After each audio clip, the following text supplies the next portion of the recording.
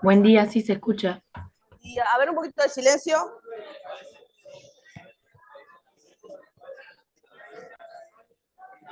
Bueno, voy a empezar. Gracias. Vamos a empezar que se me atrasó un poquito con que no podía con el Zoom y tenemos varias cosas para hoy.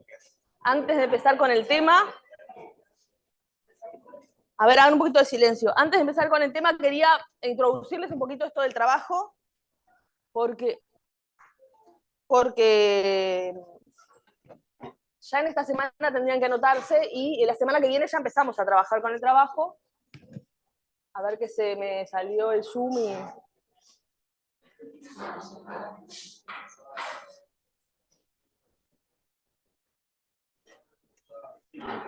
Ahí están viendo los del Zoom que se había salido la presentación. Sí se ve. Bueno, no sé si han visto, a ver, no sé, no empiecen a hablar de vuelta. No sé si vieron en el EVA, algunos vieron porque ya vi que hay personas que se anotaron, hay grupos que ya se anotaron. No sé si vieron que ya está habilitada el espacio, ahora les muestro dónde para los que no vieron, el espacio para anotar los grupos de trabajo, ¿sí? ¿Por qué? Porque ahora, a partir de la semana que viene, es más, el jueves, 31 jueves, el jueves ya tendríamos la primera instancia de taller, entonces más o menos tendrían que definir en estos días los grupos, porque ya tendrían que empezar a trabajar, porque en el primer taller ya tienen que entregar algo, ahora les voy a comentar, y la clase que viene les voy a explicar un poquito qué es lo que se espera para ese primer taller. Ahora les voy a dar algo general, la clase que viene les voy a presentar un poquito lo que se espera para el primer taller. Pero para los que están más despistados, que capaz que no se acordaban que había un trabajo, ¿se acuerdan que dentro de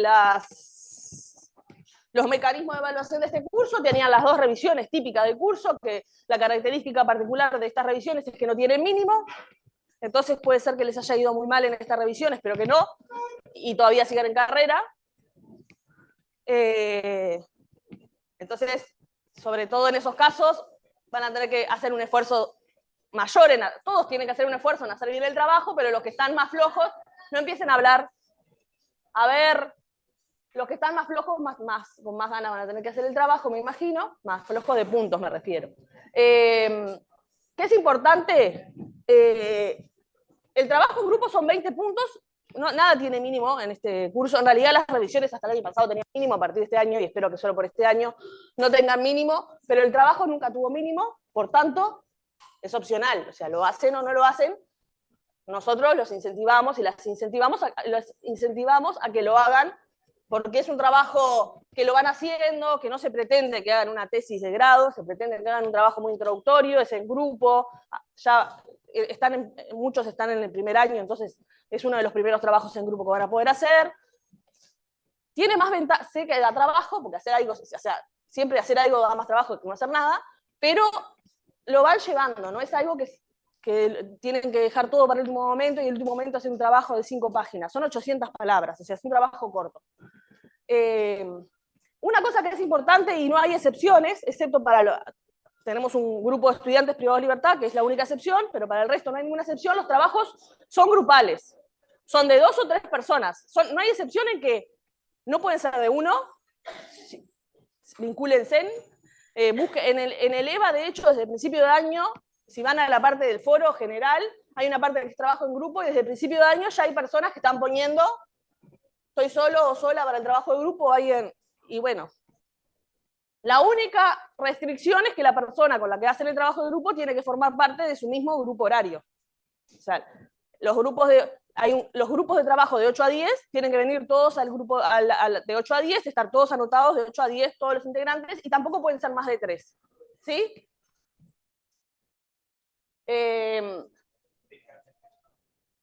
Esto acá es donde se anotan, que acá no se ve, pero si ustedes van al EVA, denme un segundo, si ustedes van al EVA, al principio, enseguida de las novedades, esta no, pero voy a poner la visión que tienen ustedes para que vean lo que ven ustedes. Ni bien entran, abajo de novedades dice conformación del grupo de trabajo, entiendo que a ustedes solo se les habilita el grupo en el que están anotados, o sea, solo se les tendría que habilitar este grupo, y entran acá. Yo no puedo entrar porque como no estoy anotada, no me deja entrar, pero si estuviera anotada el grupo de 8 a 10, entro acá y se habilita una lista de la cantidad de grupos que hay. A ver, una cosa así. Se les habilita así, una cosa como grupo 8 a 10, número 48, y este está vacío, por ejemplo. Entonces, agarran, se anotan, entran y se anotan ahí todos los miembros del grupo, ¿sí? No se tienen que anotar al mismo tiempo, puede anotarse uno y después va y se anota el otro y tal. ¿Sí? ¿Dudas de esto? ¿En el EVA lo están viendo? No empiecen a murmurar.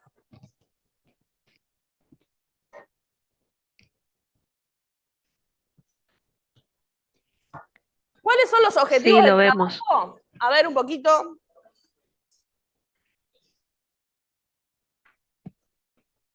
Los objetivos del trabajo es que tomen un tema de preocupación para ustedes, para el grupo, que elijan algún tema que les parezca relevante, o que les genere preocupación o que les genere intriga, un tema de la vida cotidiana. No van a preguntarse grandes preguntas macroeconómicas o sobre desempleo, sobre el PBI. No se espera un trabajo así. A ver, si lo tienen clarísimo, no doy más. O sea, si lo tienen clarísimo, empiezo con la clase. Lo que se espera es que busquen un tema sencillo de la vida cotidiana, se hagan una pregunta sobre ese tema, porque un tema te puede sugerir muchas preguntas, y relacionen ese tema con los temas del curso. Otros años les pedíamos que hicieran una hipótesis, que avanzaran un poquito más en el trabajo. Este año es más sencillo, no tienen que... O sea, a veces uno cuando está haciendo la pregunta piensa en la hipótesis, porque la hipótesis es como cuál es la respuesta que yo supongo para mi pregunta, digamos. Tener una respuesta esperada les sirve para formular mejor la pregunta. Pero no se espera que ustedes respondan, ¿sí? ¿Cómo va a ser la estructura del trabajo? Van a tener que tener un tema económico, por supuesto que ustedes pueden elegir cualquier tema de la vida cotidiana, pero tiene que ser un tema que de alguna forma lo puedan abordar desde la economía. O sea, es un trabajo de un curso de economía, entonces el desarrollo que ustedes hagan del trabajo tiene que enfocarse en sus conocimientos de economía, entonces tiene que ser un tema que lo conteste, porque hay problemas que lo puede contestar la sociología, la ciencia política, la economía. Ustedes necesitan una respuesta desde la economía. Tienen que plantear una pregunta que quieren responder y tienen que fundamentar por qué es interesante, qué los motivó, por qué es relevante para la economía estudiar ese tema que ustedes plantean. Eso tienen que plantearlo, y después deben linkarlo con los temas del curso. Lo que nos pasa muchas veces es que como estamos en el segundo semestre y en la segunda parte del curso, ustedes van a ver que después de este tema que voy a dar hoy, ya empezamos con temas aplicados. Empezamos con el próximo tema es economía del medio ambiente y el siguiente es economía de la innovación. Y lo que pasa es que después a todo el mundo se le ocurren temas de economía de medio ambiente, a todo el mundo. Traten de no quedarse con lo que están viendo en el momento y vayan pensando, bueno, este tema lo puedo asociar con externalidades, este tema lo puedo asociar con teoría de juegos. Vayan pensando, cuando piensen en la pregunta o en el problema que los motiva, con qué lo pueden ir linkeando. Eso va a ser parte de los talleres que vamos a tener. Antes de empezar a hacer nada, hay una guía que son 2 páginas, léanla porque es clave, porque dice la fecha de los talleres. Los talleres hay que entregar algo y hay que participar en los talleres, ¿sí? Porque aparte no sé si lo puse, si ya lo dije esto. No, todavía no llegué. Pero el trabajo vale 20 puntos, pero lo que vale 20 puntos no es la entrega final, sino es el recorrido de todos los trabajos. Entonces, la entrega final vale 5 puntos, ¿sí? Entonces, conforman un grupo, hay 3 talleres, no vienen a ningún taller y firman el trabajo final, lo máximo que pueden sacar son 5 puntos, ¿sí? Para poder tener 20 puntos tienen que entregar en cada taller algo y participar los integrantes del grupo en el taller. Si viene uno y defiende precioso el trabajo, se va a llevar los 5 puntos ese integrante del grupo, no todo el grupo. ¿Se entiende? Bueno, esto en realidad esto es del trabajo más ampliado, que no es lo que... Esto es del trabajo más ampliado, porque acá sí tiene la hipótesis y los datos, que ahora no les pedimos. Antes le pedíamos qué datos le parecía que tenían que usar, y la hipótesis, entonces no me voy a centrar. Sí, acá unos pequeños tips que después, antes de cada taller, vamos a desarrollar un poquito más. ¿Cómo identificar un problema económico? Es buscar comportamientos de los agentes económicos, de las empresas, de los problemas, de los hogares, de las personas, que les parezca que genera un dilema social, del dilema social que conocemos del curso, digamos. Aquella situación en que la toma de decisiones individuales conduce a un subóptimo, a esa definición de dilema social que vimos en teoría de juegos. Esto ya se los dije, es importante que la teoría económica tenga algo para decir, ¿sí? A veces hay problemas que la teoría económica no... Ahora, la economía ha hecho un poco de avasallar y creer que puede contestar todo, y se ven trabajos que uno no entiende cómo alguien puede haber hecho un trabajo de economía de ese tema, que medio tirado de los pelos, pero hagan un esfuerzo de demostrar que es relevante desde la economía y que tienen algo para aportar desde la disciplina en la que están desarrollándose. No tienen que plantear grandes problemas, son problemas de... Vamos a ver algunos ejemplos que presentaron en años anteriores para que vean que no es necesario preguntarse sobre el desempleo, por qué crecen los países, qué rol juegan las instituciones. No es ese tipo de trabajo, porque ese es un trabajo que lleva mucho más tiempo, ese es el premio Nobel, ese es un trabajo que lleva mucho más tiempo del que pueden tener para desarrollar y que necesitan herramientas que todavía están desarrollando. Capaz que algunos ya están finalizando la carrera, pero en su gran mayoría están empezando la carrera, no todos van a seguir la carrera de economía, que capaz que tiene más herramientas para este tipo de trabajos que otras carreras de la facultad. Entonces, es como una iniciación. O sea, es agarrar algo que me preocupe, que tenga sentido para la economía, que la economía tenga algo para decir, y que lo pueda linkear con los problemas con lo que vimos en el curso de microeconomía, de desarrollo y bienestar. Después de esto, que esto es lo primero que van a tener que hacer, que es plantear un problema, que es lo que la clase que viene les voy a extraer 2 o 3 PPT de qué se espera, y en el taller van a tener que presentar uno o varios problemas que ustedes consideren para trabajar. No tienen que llegar al primer taller con todo definido. Pueden llegar con 2 o 3 ideas trabajadas, no es nos juntamos 5 minutos antes, porque tienen que traer algo escrito, algo trabajado, pero pueden traer más de uno, porque la idea del taller es eso, ir afinando lo que van haciendo. Después de definir ese problema, vamos a tener una segunda instancia de taller que va a ser pasar de ese problema, ¿sí? Me preocupa, no sé, la contaminación, la falta de basureros en las plazas públicas. No sé si es un trabajo, tendría que pensarlo bien. Bueno, de eso me quiero hacer una pregunta. ¿Por qué? ¿Cómo? Tengo que definir bien qué es lo que quiero contestar, porque un problema puedo contestar muchas preguntas sobre un problema. Puedo verlo de una visión temporal, puedo buscarle una respuesta, puedo buscar una causalidad, puedo enfocarlo de distintas maneras. Entonces, lo segundo que van a hacer es definir una pregunta. ¿Qué es lo que quieren responder respecto a ese problema? La pregunta no debe ser obvia, o sea, tiene que ser algo que uno tendría que hacer un trabajo para responderlo. No tiene que ser algo que te responda, me preguntas esto, no hago nada y te la respondo. Tiene que ser algo que yo debería hacer un estudio. No se les pide que busquen los datos y que desarrollen un trabajo, pero debería ser algo que tuvieran que hacer un trabajo para responder, ¿sí? En ese sentido dice que no tiene que ser obvia. Debemos reflexionar, una cosa que es importante es que esto no es trivial. ¿Qué pronombre interrogativo usamos? Porque es muy distinto responder una pregunta de por qué, que responder una pregunta de cómo, que responder una pregunta de quién. Entonces, para conectarlo con los temas del grupo, para conectarlo con su motivación, esta palabra interrogativa es importante. Entonces, cuando piensan en la pregunta, tendrían que ya pensar en cuál sería una respuesta para esa pregunta. Esto también es importante, saber si mi unidad de análisis si es un análisis temporal, de serie de tiempo, temporal, de evolución, si es un análisis estático, a qué agentes involucra mi pregunta, quiénes toman las decisiones según esa pregunta. Perdón, me olvidé decir algo, no hay nadie en el...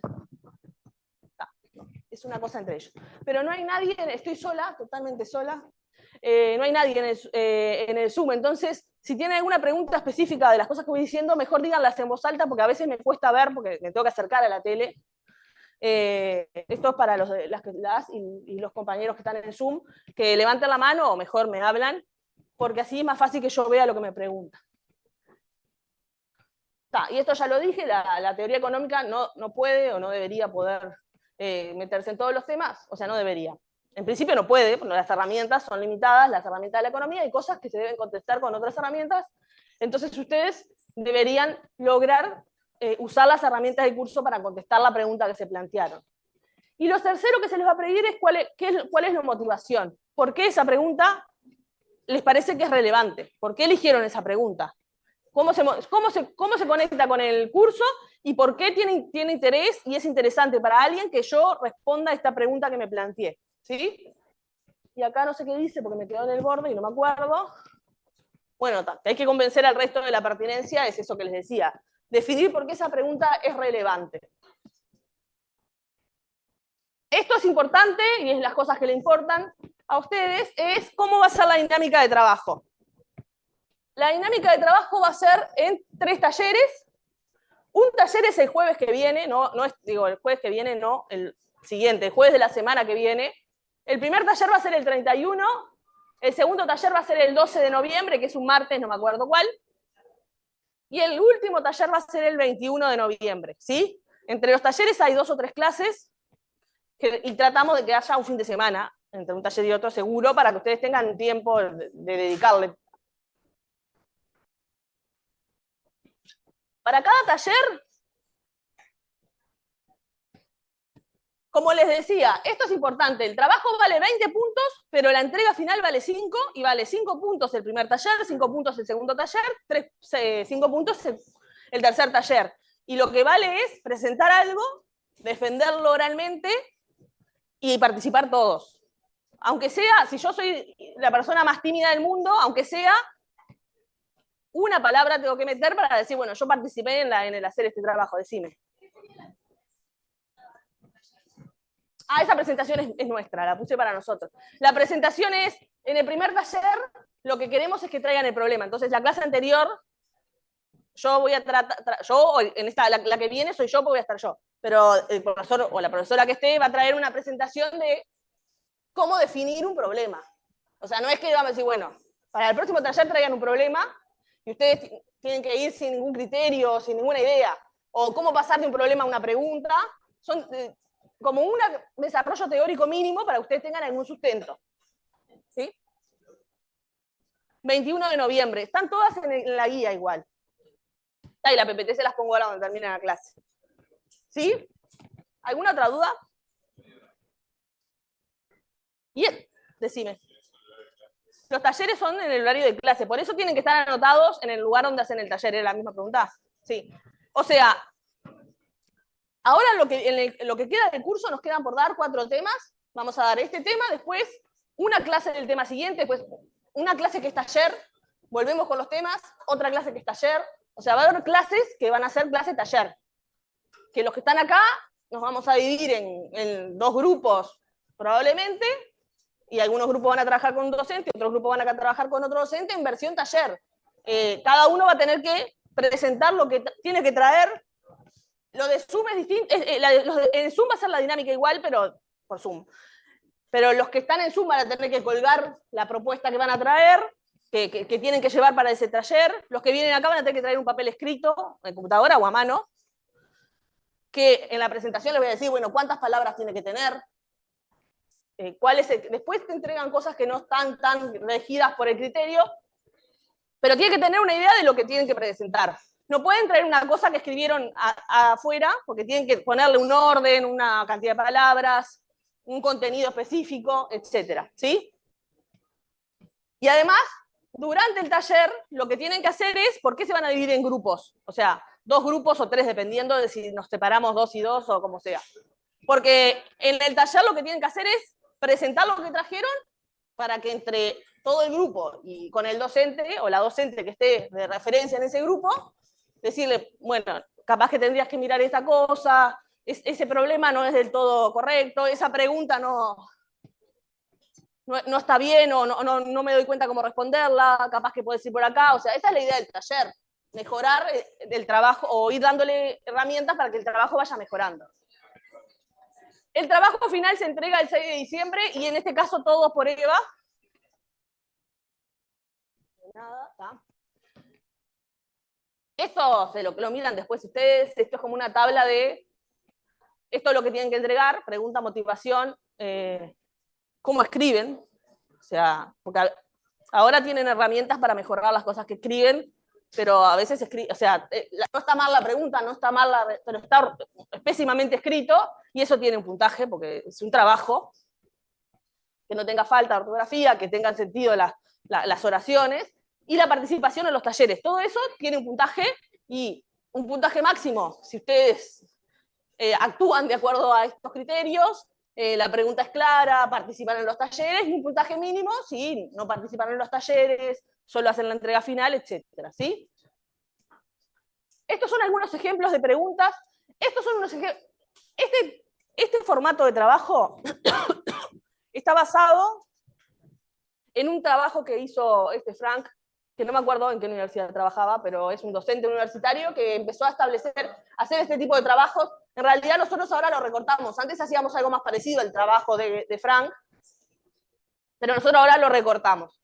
Pero se basa en este trabajo, que creo que esto está en la bibliografía del curso, está este trabajo, o estaba hasta hace pocos, por si alguien tiene intenciones de leerlo. Son 9 páginas. Estas son algunas de las preguntas que hicieron los estudiantes de este señor Frank. Por ejemplo, ¿por qué los botones del teclado de los cajeros automáticos Drive Up Drive Up es la barrera del auto, ¿no? Entiendo, o sea, son esos... no sé por qué dice cajeros automáticos, ahora me da la duda, pero yo entendí que eran... son cajeros automáticos que pasás con el auto, en fin. Por eso se preguntaban por qué tenían punto de braille si vos pasabas con el auto, y en el trabajo está desarrollado qué hipótesis pusieron los estudiantes, pero es un tipo de pregunta, para que vean que no son preguntas, después no quiere decir que todos tengan que venir con súper cosas re divertidas y re locas, porque no se les tiene por qué ocurrir algo súper novedoso, pero para que vean que no se pretende trabajos de problemas económicos típicos. ¿Por qué las novias gastan tanto dinero en vestidos de novia mientras que los novios alquilan los smoking más baratos? En muchas otras ocasiones, no. A pesar de que los pueden volver a usar y las novias no. ¿Y por qué los asientos de seguridad de los niños son obligatorios en los coches pero no en los aviones? Esas son preguntas que se hicieron algunas personas. Y estas son preguntas que se hicieron estudiantes como ustedes el año pasado o el anterior. Estos son todos ejemplos de preguntas, no quiere decir que todas nos parecieran bárbaras, para que ustedes vean distintas clases de preguntas. No todas fueron igualmente valoradas. Igual la pregunta es solo una parte del trabajo, uno valora todo el trabajo y valora la participación, o sea, el trabajo de los talleres, ver cómo van modificando las cosas. ¿Por qué alquilar un auto vale $20.000? ¿Por qué alquilar un auto que vale $20.000 cuesta lo mismo que alquilar una cama elástica por 4 horas, que vale $300? Esa es una pregunta que se hizo alguien, y habrá defendido porque eso era un problema relevante. ¿Deberíamos comprar la última lata de Coca-Cola en la estantería? ¿Cómo enfrentar el costo social de la segregación a la venta por entradas por sexo en los boliches de Montevideo? Que las entradas sean más caras o más baratas según el sexo. ¿Por qué los precios de los mismos productos tienen diferencia de hasta 15% entre 2 supermercados en su tienda online? ¿Y no tengo idea. ¿Qué impacto tiene la ausencia en la fecha de creación de los videos de TikTok en los usuarios de la aplicación? Claramente no estaba en ese grupo porque no tengo idea ni lo que quiere decir. Pero estas son preguntas presentadas en años anteriores. Solo la pregunta. Después vamos a ver, cuando veamos paso a paso, les voy a ir mostrando cosas que fueron presentando en cada taller. ¿Alguna duda? Porque esto es todo lo que tienen... Esto es todo lo que tenía para decirles del taller. ¿Alguna duda acá? ¿Alguna duda en Zoom?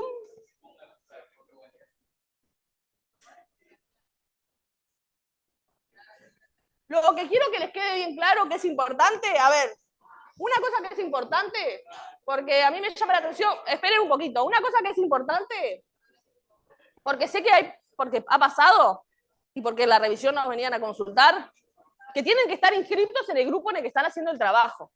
Entonces, si no se inscribieron, nos avisan y vemos cómo solucionamos. Y si no tienen idea, fíjense si se inscribieron en algún grupo en algún momento. ¿Sí? O sea, no empiecen a hacer las cosas sin fijarse si están en un grupo anotado. Estimo que si vienen a clase y entregaron los trabajos, que también valen 16 puntos, los de trabajos de clase, tienen noción de si están anotados o no, pero no se dejen estar con eso.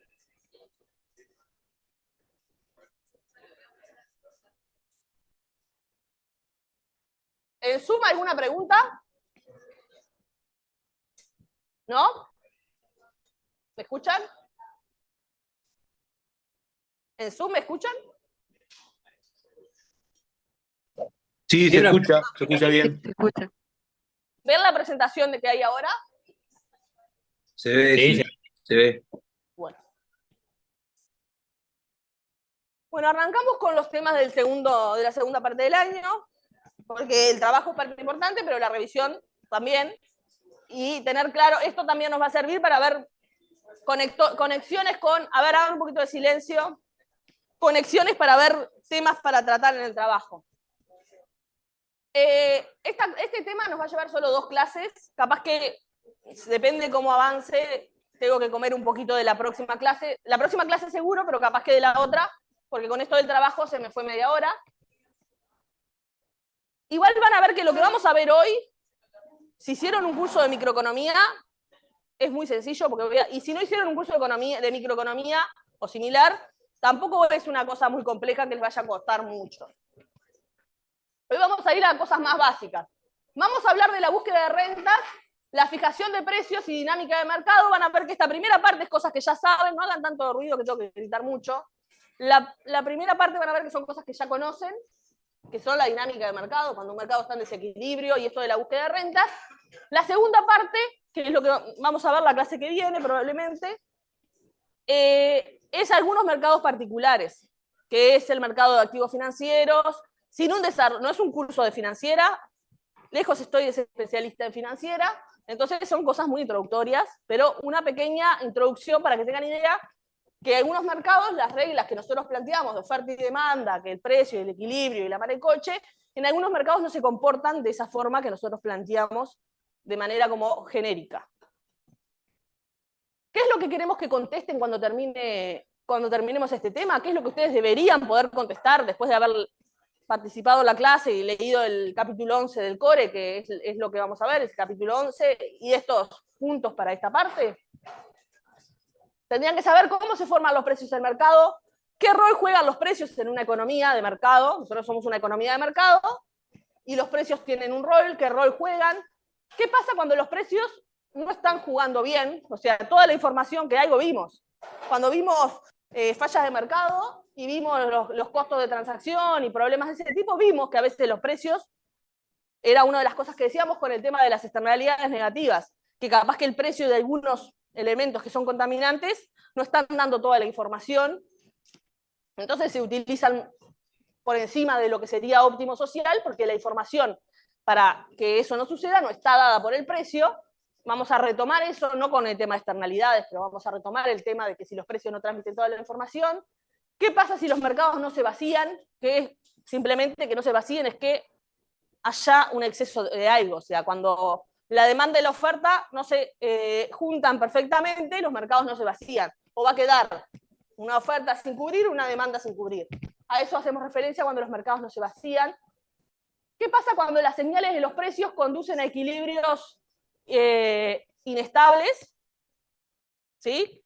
Que eso vamos a ver particularmente en el mercado de activos financieros. Vamos a ver que a veces los precios transmiten señales que lo que hacen es conducir a una vorágine de aumento de precios que no está correlacionada con el cambio del valor de las cosas. Y en función de eso vamos a ver que es una burbuja especulativa, cómo se forma y cómo explota. ¿Sí? Puntos claves que vamos a estudiar en la clase de hoy. Vamos a ver que los agentes económicos reaccionan al mercado por las señales que envían los precios. Toman sus decisiones de compra y venta, de demanda o de oferta en función de la información que le dan los precios. ¿No? Entonces los precios son una herramienta fundamental en la toma de decisiones, y las distorsiones en los precios tienden a conducir a problemas de asignación. ¿Sí? ¿Cómo se solucionan esos problemas? Cuando hay una distorsión en un precio, cuando hay un shock externo que hace que se modifique una de las variables de este mercado. entendiendo las variables principales como la oferta y la demanda, lo que va a hacer que se vuelva a un equilibrio va a ser la búsqueda de rentas, ¿sí? La búsqueda de renta de los agentes. Los agentes, cada vez que vean que un mercado está en desequilibrio, van a querer sacar provecho de ese desequilibrio de mercado. Los agentes pueden ser los consumidores o pueden ser los oferentes, las empresas, los vendedores, dependiendo cuál sea el desequilibrio. Pero siempre que hay un desequilibrio, hay un espacio para que alguno de los agentes busque rentas, ¿sí?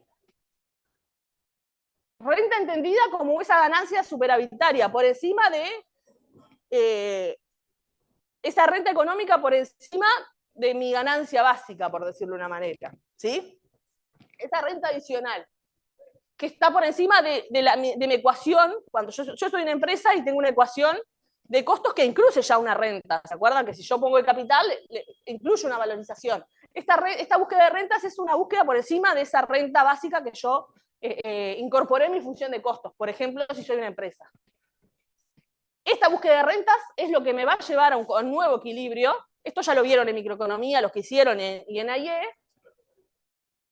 Algunas veces vamos a ver que no se alcanza un equilibrio, algunos mercados no alcanzan un equilibrio, o puede ser que haya mercados, que los vamos a ver la clase que viene, al final de la clase, que tengan ciertas restricciones o los precios tengan alguna modificación impuesta, porque son precios controlados, o porque se quiere establecer una política que hace que los mercados no lleguen a un equilibrio por su conformación, por la forma en que se establecieron algunas restricciones de cantidad o restricciones de precio. Y lo que vamos a ver también en la clase que viene es que algunos activos o algunos mercados, los precios no necesariamente, la búsqueda de rentas no necesariamente va a conducir a un equilibrio y se pueden generar algunos efectos no deseados, como las burbujas especulativas, que también podemos discutir. De hecho, en el libro hay algunos autores que creen que no existen las burbujas y de hecho hay algunos actores en economía y en muchas disciplinas, muchos actores académicos, digamos, discuten entre sí. Y hay Fama es uno y el otro ahora no me acuerdo, tienen una discusión sobre esto, sobre si las burbujas efectivamente existen o no, si está bien llamar burbujas a lo que se da en algunos mercados de activos financieros. Vamos a ver un ejemplo sencillo y bien gráfico y real de por qué a veces los mercados no se hacían, por qué la información es clave para que los mercados lleguen a un equilibrio. Esto que está acá es la representación de la situación vamos a decir, en el mercado de pescado artesanal en una zona de India. Kerala es, no sé si vieron India, que es una cosa así. Imagínense que esto está bien, pero es una cosa así, más grande. Kerala sería como una zona acá, ¿sí? Es una zona, entonces acá hay muchos puertos, ¿sí? Muchas ciudades puertos. Chiquitas, esto es pesca artesanal. Lo que pasaba, no me acuerdo si eran los 90, pero pónganle que es en los 90, no teníamos las formas de comunicación que tenemos ahora. Entonces los pescadores salían a pescar y cuando volvían al puerto que les quedaba más cerca. De esta zona podían volver, caer en este puerto, al puerto que caían. No tenían información sobre qué condiciones, cuánta demanda había en ese puerto, porque era pesca artesanal. Ellos llegaban y vendían o directamente a los compradores o con algún intermediario menor, pero vendían directamente en la zona de ahí, no era pesca industrial, ¿sí? Cuando no tenían información sobre el puerto que llegar, podía pasar que llegara un barco nuevo a este mercado, a este puerto que se llama Badagara. ¿Qué pasa en este puerto? Esto que está acá, no me olvidé, esto que está acá es el precio en rupias indias, digamos. El precio por kilo, o sea, 10 rupias el kilo de pescado, 2 rupias el kilo de pescado. Y esto que está acá es la cantidad de agentes insatisfechos, digamos. Para el positivo sería la cantidad de personas que querían comprar pescado, que no lograron cubrir su demanda, o sea que en el lado positivo sería un exceso de demanda, y en el lado negativo son barcos que no lograron colocar su pesca. O sea, fueron a pescar, llegaron, y cuando fueron a vender ya no había nadie que quisiera comprar, ¿sí? Entonces esto es un exceso de oferta. ¿Qué pasaba cuando un barco nuevo llegaba a un mercado como acá pasaba con este puerto que era Badagara. ¿Qué pasa si yo llego a un puerto donde hay un exceso de oferta? ¿Qué precio tiene este pescador? 0. O sea, nadie está dispuesto a comprarle, probablemente tenga que deshacerse de su pesca, porque aparte no era que ahora uno decía, bueno, pero que de vuelta para atrás, se venga para este lado. Eso no era sencillo posible, el pescado se echaba a perder, los intermediarios jugaban una pasada. Entonces, pasaba que muchos pescadores tenían que tirar su pesca y otros pescadores, por ejemplo, en el mercado de Chómbala, había mucho exceso de demanda, el precio estaba bastante por encima del promedio. Este es el precio medio, que ponele que está en torno al 5 y pico, casi 6, es el precio medio en los mercados donde la oferta y la demanda lograron cubrirse perfectamente. En los mercados donde la demanda superó con creces la oferta, el precio está muy por encima del precio medio, y claramente en los mercados con exceso de oferta, el precio está o muy cercano a 0 o es 0. ¿Sí? ¿Para qué traemos este ejemplo? ¿Para que conozcan India? No, porque no vamos a conocer India con esto. Es para que vean cómo tener información sobre las características del mercado es relevante. Y esa información va a estar un poco reflejada en el precio que va a surgir de esa interacción entre la oferta y la demanda. Porque ¿qué pasó después? Avanzó la tecnología y si aparecieron los teléfonos celulares, entonces los que están pescando se comunican por teléfono y le dicen ¿a qué puerto voy? Le dan la información y esto que se daba en el mercado ya se estabilizó en un precio medio donde sí, podés estar un poquito para acá, un poquito para acá, o sea, no siempre uno calza perfecto, pero ya no se dan puertos donde la oferta es súper excesiva o puertos donde la oferta es súper, la demanda es excesiva. ¿Por qué? Porque se expandió la información. Ahora, los pescadores, cuando llegan a un puerto, llegan con información sobre qué características tiene ese puerto. Con información perfecta y instantánea, digamos, en vez de ser un precio por el precio, o sea, todos los precios estarían muy cerca al precio promedio. ¿Sí? O sea, el precio promedio estaría conformado por precios muy similares. En realidad, cuando la información es perfecta, lo que decimos es que existe la ley de un solo precio. La ley de un solo precio quiere decir que para un bien homogéneo el precio es único. ¿Sí? En todos lados, ese bien que es igual en todos lados, el precio es único. ¿Sí? Eso que está acá. Entonces, ¿qué es lo que queríamos transmitir con ese ejemplo? Es, ahora que les conté la segunda parte, que es, aparecieron los teléfonos celulares, los pescadores se pudieron comunicar con los puertos para saber cuál era la condición de cada puerto antes de llegar, estos mercados comenzó a comportarse como un mercado donde se da la ley de un solo precio. ¿Sí? Empiezan a comportarse de manera similar a mercados de ese tipo. ¿Y qué es lo que permitió eso? Es los pescadores como buscadores de rentas. Cuando un mercado está en desequilibrio y que un mercado, que haya un exceso de oferta o un exceso de demanda, es un mercado en desequilibrio, ¿sí? Cuando hay un exceso de oferta o demanda, el mercado está en desequilibrio. Cuando hay un desequilibrio, las personas van a tratar de buscar rentas.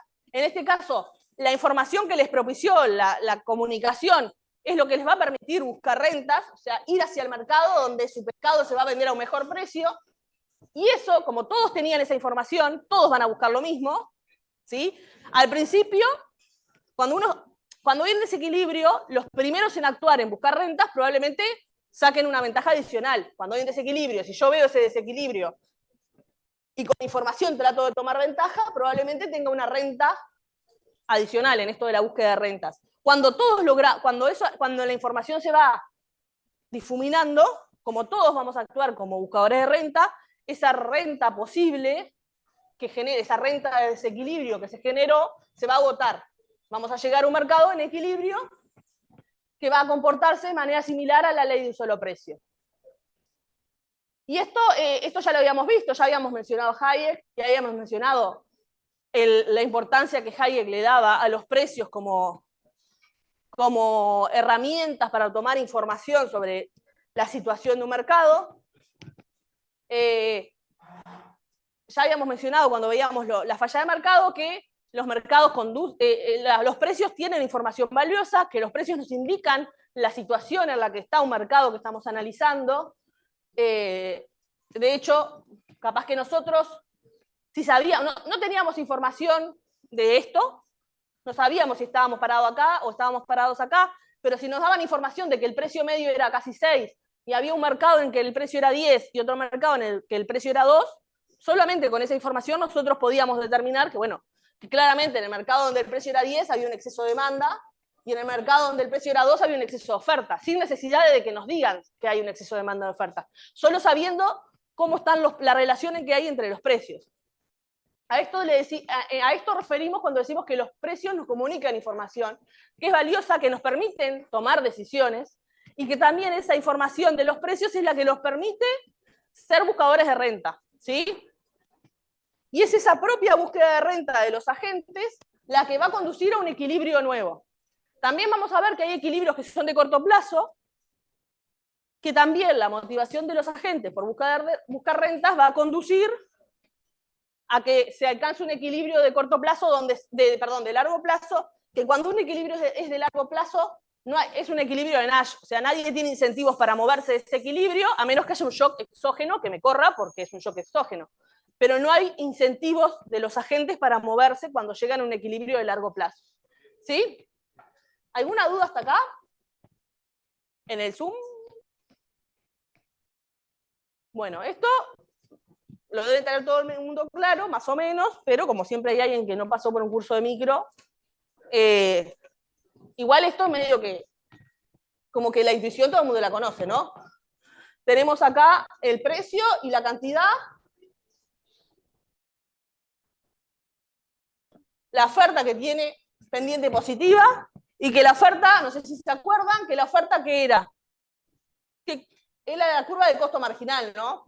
¿Sí? Eso lo habíamos visto en micro, que la oferta era la curva de costo marginal, o sea, la oferta me indica cuánto está dispuesto a ofertar cada agente. En este caso, si es la oferta agregada, el mercado en sí, a cada nivel de precios, eso es lo que me dice la oferta. Cuando lo miro desde el lado de la empresa individual, es cuánto es lo mínimo que está dispuesto a cobrar el agente por cada unidad, ¿sí? ¿Cuál va a ser lo mínimo que esté dispuesto a cobrar? Bueno, lo que le sale producir esa unidad. Como mínimo voy a requerir el precio de oferta, por eso ahí dice algo como que es un precio de reserva, ¿sí? Y por otro lado tiene la demanda, que por ley de demanda tiene pendiente negativa, y la demanda la demanda lo que me dice es cuánto demandan los agentes para cada nivel de precio. Es claramente porque existe la ley de demanda. Si el precio sube, la demanda cae, por eso es decreciente. Y lo que me dice la demanda es, esto lo vieron cuando vieron excedente de productor o de consumidor, cuánto es lo máximo que está dispuesto a pagar cada agente por cada unidad, ¿sí? ¿Se acuerdan que después existe el excedente de oferta y el excedente de demanda? Porque si este es el precio de equilibrio que se define, si este es el precio y la cantidad de equilibrio, lo que los agentes estaban dispuestos a cobrar era esto, pero van a cobrar esto, y lo que los agentes estaban dispuestos a pagar era esto, pero van a pagar esto. Por eso se generaban ese exceso de oferta y de demanda.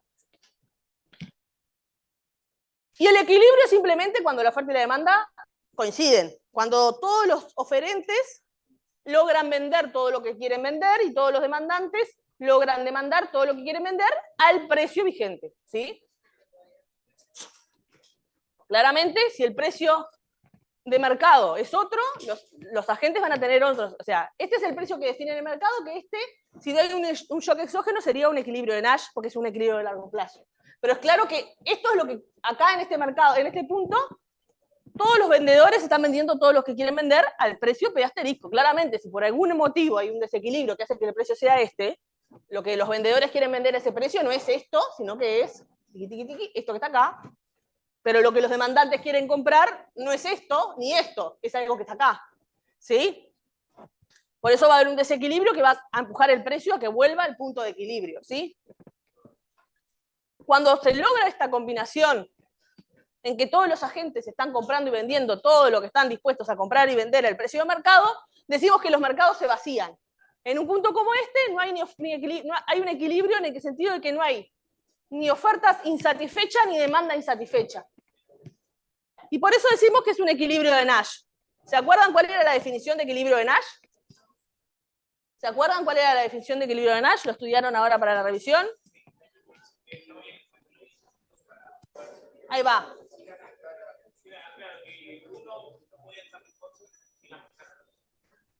Eso es la definición de un equilibrio de Pareto. El equilibrio de Nash es cuando cada uno juega su mejor estrategia respecto a la estrategia de otro. Puede ser que no haya una estrategia dominante, igual sea un equilibrio de Nash, pero donde cada uno está jugando su mejor estrategia ante la estrategia de otro y por tanto nadie tiene incentivos a moverse. ¿Sí? Es parecido a lo que decían de que habían empezado bien, nadie tiene incentivos a moverse, pero no es pero lo que me estaban dando era la definición de Pareto. Esto es un equilibrio de Nash.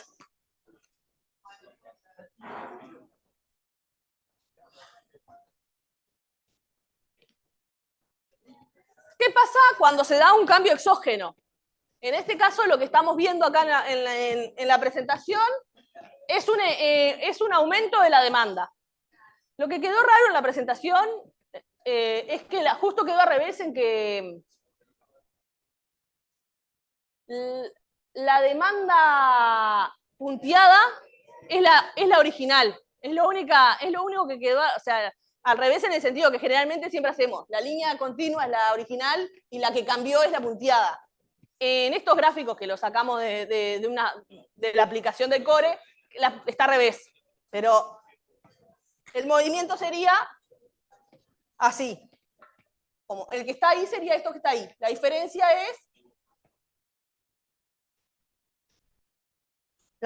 es que la línea punteada acá es la original. ¿Sí? Se dio un shock externo. Que si se acuerdan de la demanda, ¿qué podía ser un shock externo que hiciera que aumentara la demanda? Por ejemplo. ¿Por qué podría aumentar la demanda? ¿Qué shock? Los cambios en las preferencias. Los cambios a la preferencia. Si estoy mirando un mercado, no sé, un aumento de la cantidad de una moda, que podría ser un cambio en la preferencia, o ¿se acuerdan de los precios complementarios y sustitutos? Por ejemplo, que haya subido el precio de un bien sustituto, entonces, si sube el precio de un bien sustituto, me vuelco a este bien, o si bajó el precio de un bien complementario, o si aumentó la cantidad de compradores, o si aumentó el ingreso de los consumidores, etc. Cualquier cambio exógeno que quiere decir que no está relacionado a cambios en el precio del propio bien, que haga que la demanda aumente. ¿Qué pasa cuando aumenta la demanda? Al precio de mercado, porque al principio el precio no cambia, al precio de mercado, la demanda, los demandantes van a querer esto. ¿Sí? En el momento que se da el shock, el precio no cambia instantáneamente, entonces el precio sigue siendo el precio asterisco, a ese precio la demanda, aumentó la demanda, ese precio quiere más. Pero la oferta no sufrió ningún cambio. Entonces, si el precio no se modifica, su disposición a ofertar va a ser la misma. Entonces, todo esto que está acá es un exceso de demanda. ¿Sí? Y ese exceso de demanda es el desequilibrio que nos va a llevar a que alguna parte de los agentes vayan a querer buscar rentas. Y acá lo que decimos es que siempre el que busca la renta es el lado corto. El lado corto es el que pone la restricción a la cantidad. Si hay un exceso de demanda, quien pone la restricción a la cantidad es la oferta.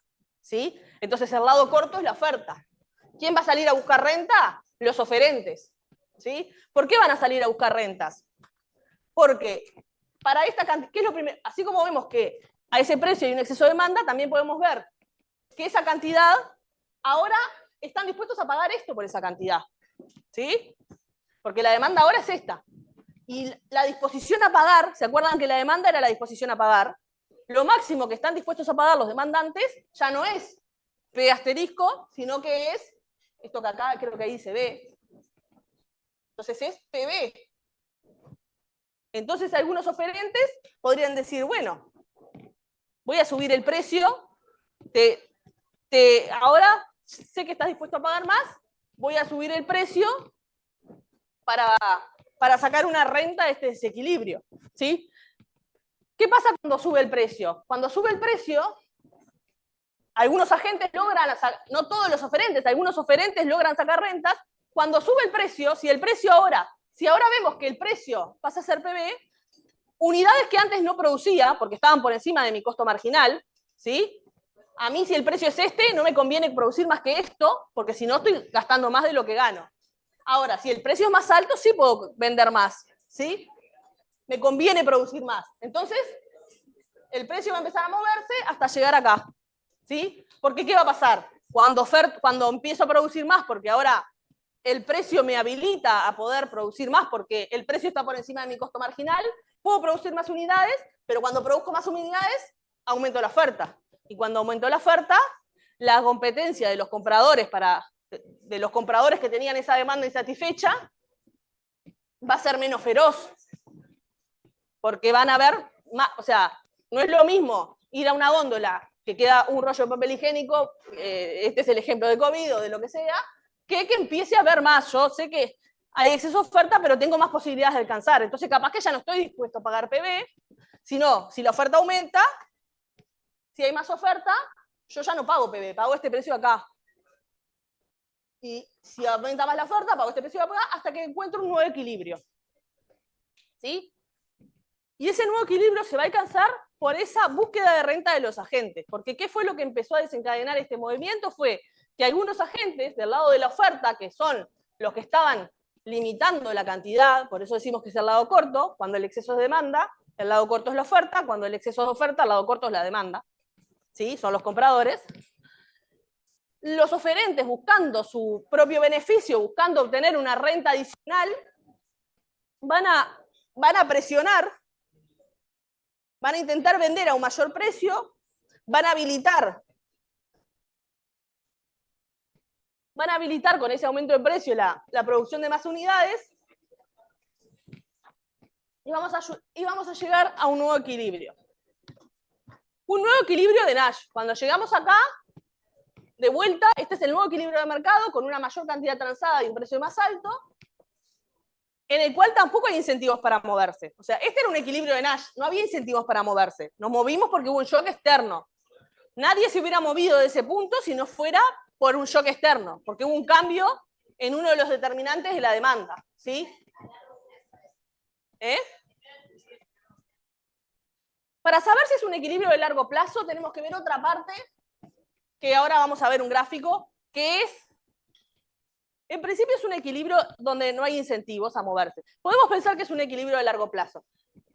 Lo que nos falta ver es, digamos, la composición de las empresas para saber si las empresas están teniendo beneficio positivo o negativo, que sería otro de los determinantes. Otra cosa que se puede mover, creo que es lo que viene, para no hablar sobre la nada, se los muestro.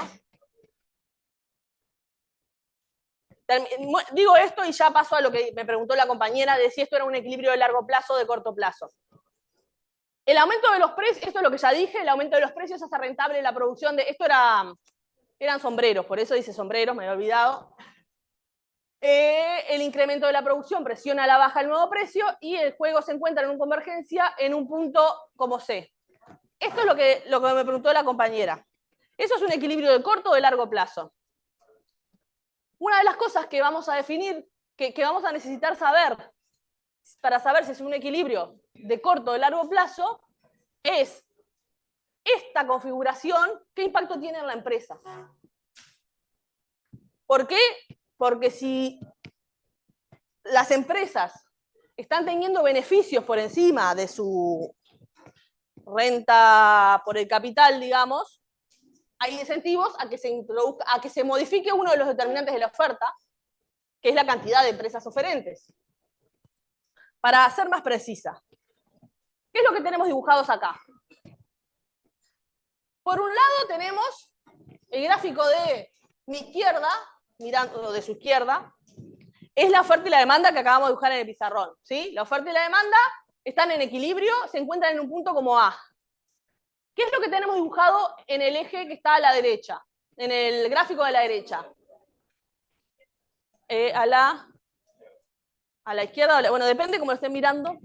Sí, en realidad es su izquierda. Ahora, si lo miro así, es su izquierda. En el gráfico, el primero.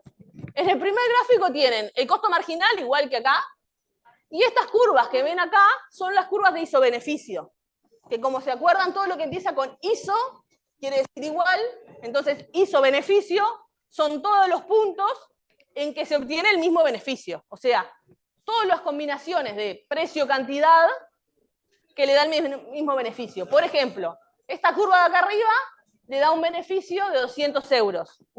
¿Sí? O sea que tanto da que venda 200 unidades a 3,5 o 120 a 4,5, más o menos, o sea, tiré los números mirando acá, ¿no? Pero con cualquiera de esas combinaciones va a tener 200.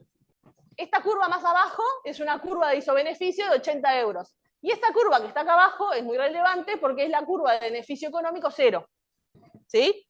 Cualquier combinación sobre esta curva lo que hace es que el beneficio económico sea cero. Y a ver los que hicieron introducción a la micro o AIE. ¿Qué significaba que una empresa tenga un beneficio económico cero? Que cierra, o sea, que se va porque no está ganando nada. No exactamente. Exacto, o sea, que está obteniendo la renta básica de capital. Porque se acuerdan que la empresa, porque el beneficio era ingreso menos costos. O sea, el beneficio total era ingreso total menos costos total. Pero ¿qué es lo que tiene el costo total? El costo total tiene costo variable más costo fijo. El costo variable, típicamente en los que veíamos en micro, en realidad es más cosas, pero el variable típico que veíamos era el salario por la cantidad de trabajadores y el costo fijo era la renta por el capital. O sea que cuando la empresa pone sus costos, dentro de sus costos, la empresa está valorando su aporte. O sea, la empresa invirtió en capital fijo. Esto es una K. ¿Sí? La empresa invirtió en capital y esa inversión que hizo le puso un precio. O sea, mis costos tienen incluido una renta que yo espero ganar por haber invertido el capital en esta producción y no en otra. ¿Sí? Entonces, cuando la empresa tiene beneficio cero, no es que no está ganando nada. Está ganando exactamente la renta de capital. ¿Sí? ¿Alguien dijo, profe? ¿No? ¿Se entiende eso? ¿Me siguieron hasta ahí? ¿Qué es lo que pasa en este mercado? En este mercado la conjunción entre oferta y demanda definió que el precio que equilibra este mercado es un precio de 2. Cuando me fijo acá en las combinaciones de precio-cantidad y los beneficios de la empresa, a un precio de 2, ¿qué beneficio va a tener la empresa? No número, positivo, negativo, cero. Positivo. Exacto. O sea, si esta es la curva de isobeneficio cero, cualquier precio por encima va a hacer que yo tenga un beneficio mayor a cero. Por ende, acá hay un desequilibrio momentáneo, porque hay un espacio para la búsqueda de rentas. Porque ¿qué va a pasar? En ese mundo de competencia perfecta que conocemos, en que hay libre movilidad de capitales, o sea, seguimos con los típicos supuestos de una economía capitalista de libro, digamos. ¿Había levantado la mano?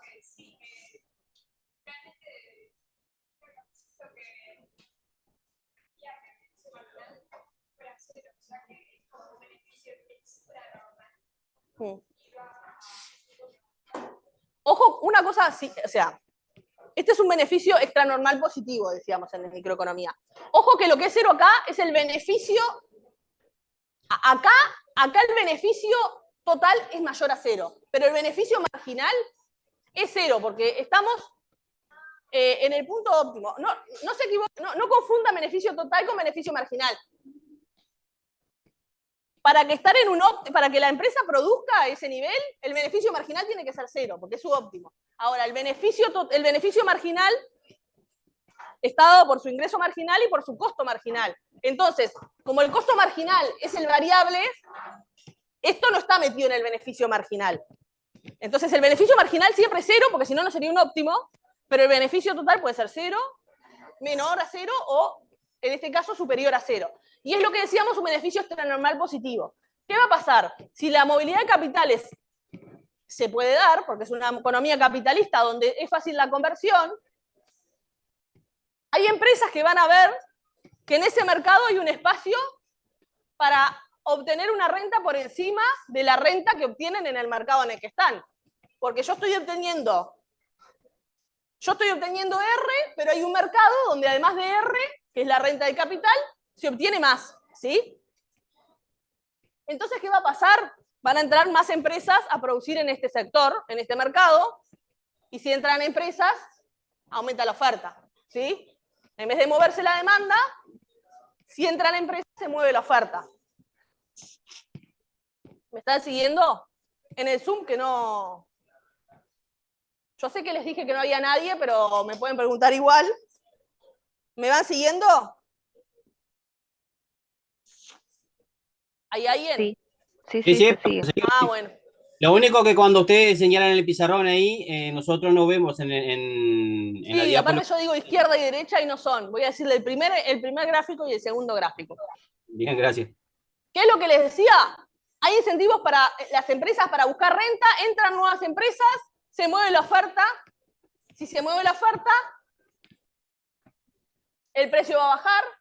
O sea, no hice todo este paso, pero lo que pasó acá es que hay un desequilibrio, hay un exceso de oferta.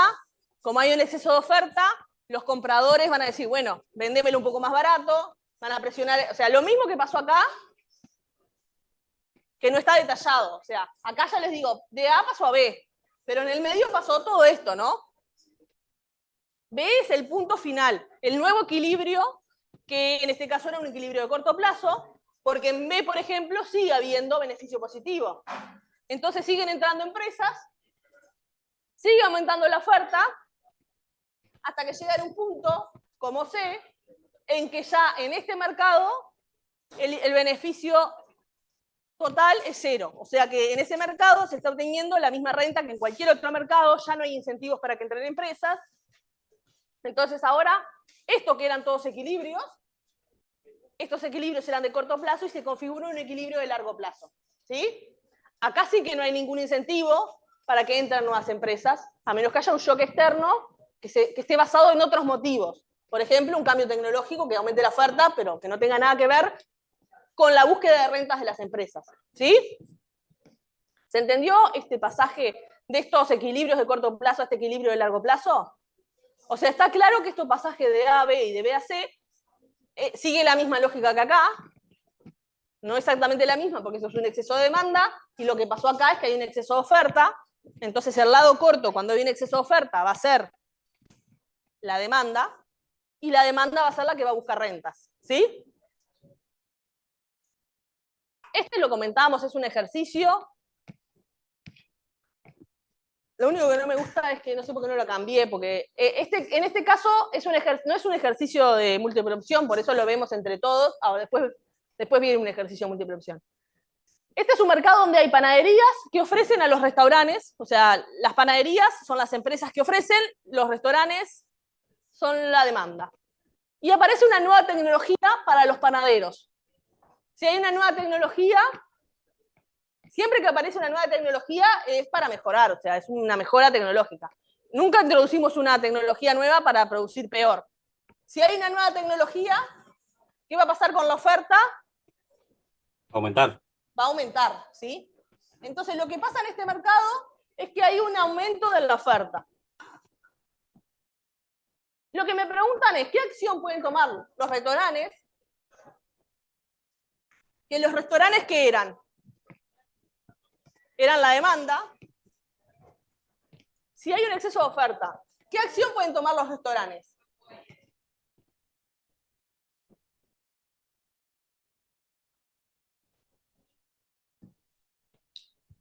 ¿Qué pueden hacer los restaurantes? Un aumento de la oferta.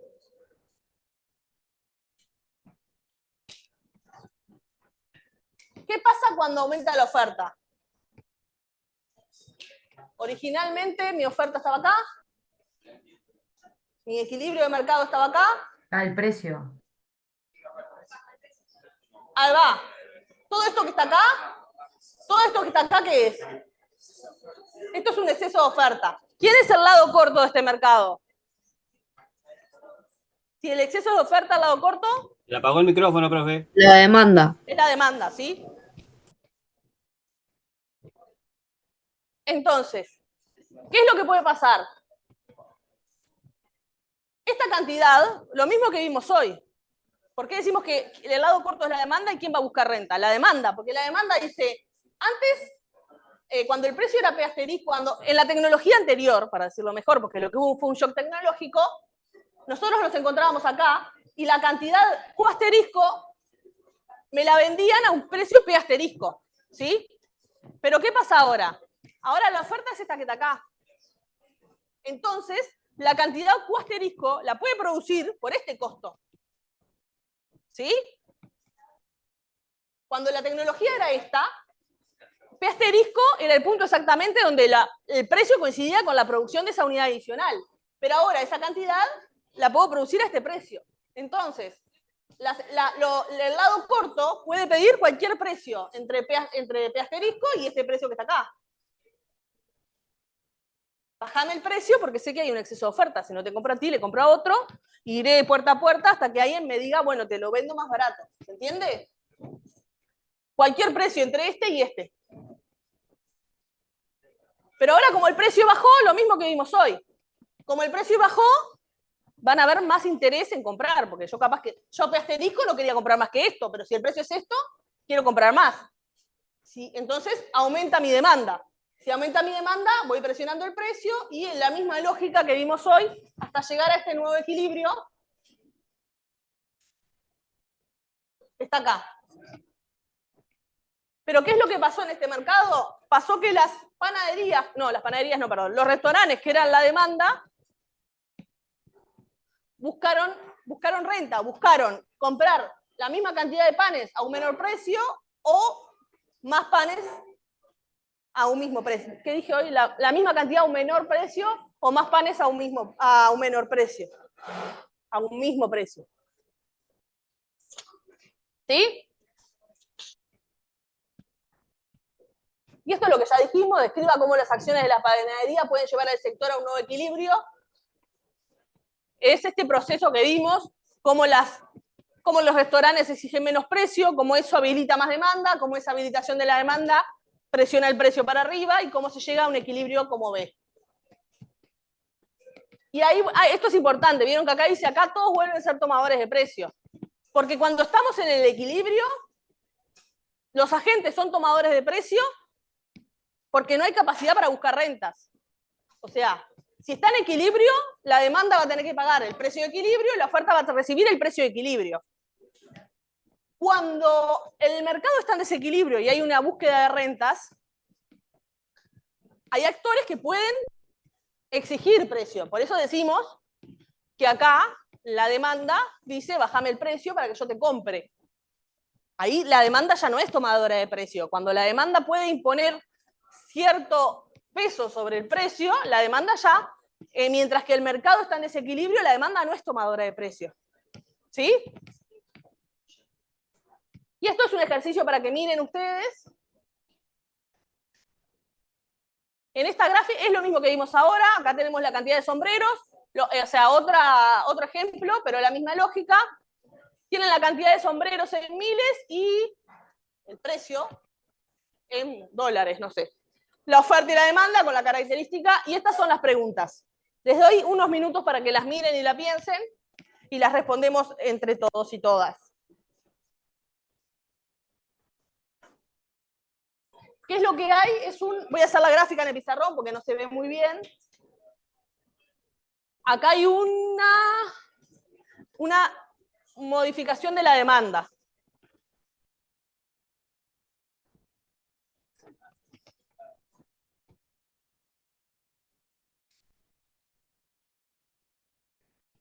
Esto es la cantidad de sombreros. Esto es el precio de la oferta.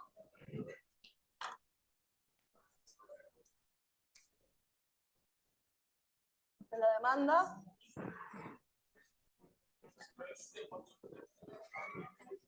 Esta es la nueva demanda.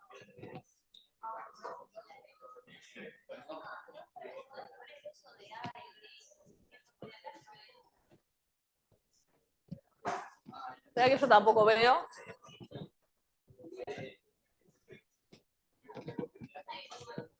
Sí.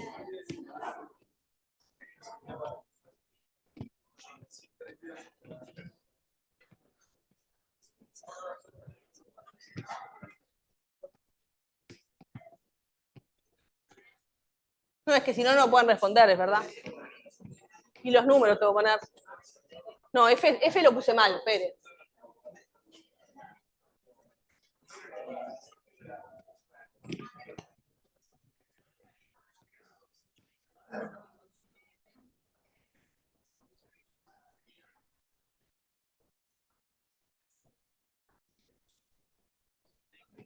Ahí creo que con eso lo pueden contestar.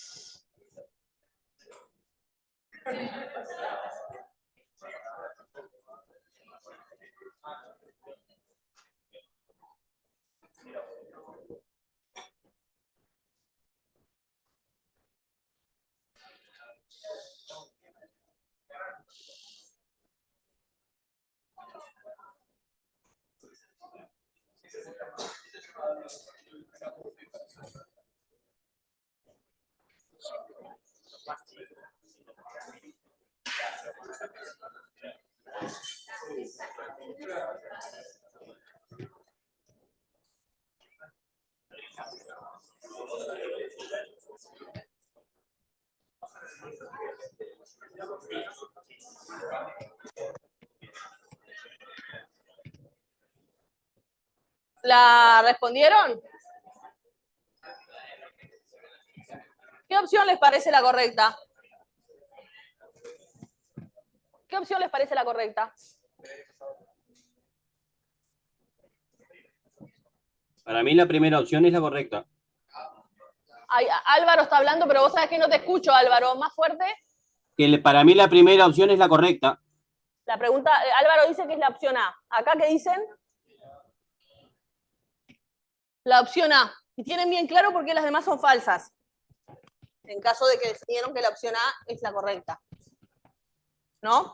Bueno, vamos a verlo y después vamos a hacer un ejercicio entregable. Te digo por si alguien se está por ir. Que se aguante. Lo que dice la opción A es que se da un cambio de demanda, claramente, y en este caso, ¿qué es lo que pasa con la demanda? Se reduce, ¿no? ¿Qué es lo que pasa con el shock inicial cuando se reduce la demanda? Al precio de mercado, que es 8, ¿qué hay? De hecho, lo dice gráfico. Cuando se produce la reducción de la demanda, porque no se bajaron los ingresos, al precio de mercado, ¿hay un exceso de qué? Oferta. De oferta, no de demanda. Alguien dijo demanda, hay un exceso de oferta. Si se reduce la demanda, lo que hay es un exceso de oferta. Porque a ese precio de 8, las empresas van a seguir queriendo vender 25, pero la demanda solo va a estar dispuesta a comprar un valor por acá que será 10. No sé si se ve acá, pero pónganle que es un valor menor a 15. ¿Sí?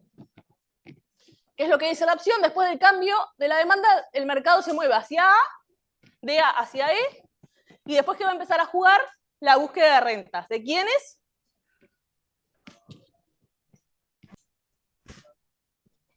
Del ofertante. ¿Quién es el lado corto de esta economía? De este mercado. Pregunté quién busca rentas ahora. O sea, pasamos de A a E. ¿Y quién va a buscar rentas ahora? La oferta. ¿Por qué? ¿Quién es el lado corto? ¿Se acuerdan que el lado corto es el que limita la cantidad? O sea, en este caso, si el exceso es de oferta, el lado corto es la demanda. Entonces, quienes van a buscar rentas son los que demandan. Ojo, no se confundan qué curva se mueve. Lo que se movió fue la demanda, pero lo que generó ese movimiento de la demanda fue un exceso de oferta. Si lo que hay es un exceso de oferta, los que van a buscar rentas son los demandantes, porque van a decir, hay empresas queriendo vender su producto, capaz que si yo le pido un precio más bajo me lo venden, porque es eso o quedarse con el stock ahí, ¿sí? Lo que vimos en el ejemplo anterior de las panaderías. Entonces, los que van a buscar la renta son los demandantes, que son el lado corto en este mercado, ¿sí? Y esa búsqueda de renta, lo mismo que vimos hoy, ¿sí? Esa búsqueda de renta va a conducir, con los mecanismos que vimos, a un equilibrio como F. ¿Por qué?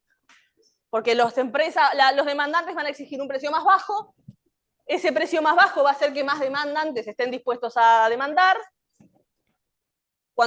eso va a hacer que aumente la demanda, eso va a hacer que el precio aumente un poquito, y vamos a pasar a un punto como este que está ahí. Porque se acuerdan que originalmente, lo primero que pasa es que ahora, ¿por qué decimos que el precio va a empezar a subir? Porque nosotros nos colocamos acá y lo que va a pasar es que la demanda va a decir, vendémelo a cualquier precio entre E y este punto X. ¿Sí? Porque vos podés producir esta cantidad hasta este precio, entonces vendémelo a cualquier precio entre lo que me lo vendías y este. Y eso va a hacer que más demanda entre a este mercado. ¿Por qué la opción 2 es incorrecta? Y porque bueno, esto ya lo dije. Claro. En el punto E lo que hay es un exceso de oferta, entonces el lado corto del mercado no es la oferta, sino que no son los vendedores, sino que es la demanda. Esperen que no veo la pregunta. En E, bajando los precios a 7, se llega a un equilibrio de Nash entre compradores y vendedores. Y no, el equilibrio de Nash sería el punto F. ¿Cómo? El equilibrio de Nash se daría en el punto F. Claro, el equilibrio de Nash se da a un punto como 6, en un punto F que es a un precio de 6. En un punto como 7, si fuera 7, todavía hay espacio. No hay equilibrio. Todavía hay un exceso, o sea, en este punto todavía hay exceso, entonces todavía hay espacio para que los vendedores sigan buscando rentas, y el proceso de ajuste a un nuevo equilibrio, todos los compradores pagan el mismo precio por un sombrero. Esa es falsa, porque siempre que hay un desequilibrio hay gente buscando rentas, y básicamente eso es lo que significa buscar rentas, que hay algunos compradores que van a poder sacar ventaja del desequilibrio, y eso va a hacer que se converja hacia el nuevo equilibrio. Recién cuando estemos en el nuevo equilibrio va a volver a funcionar la ley de un solo precio. Pero cuando estoy en un desequilibrio, la ley de un solo precio no funciona. Porque o los compradores están comprando a distinto precio, o los vendedores están vendiendo a distinto precio. O sea, las dos cosas pasan al mismo tiempo, ¿no? Pero el que esté sacando rédito es el comprador porque logra un precio más bajo, o el vendedor porque logra un precio más alto. ¿Alguna duda de esto?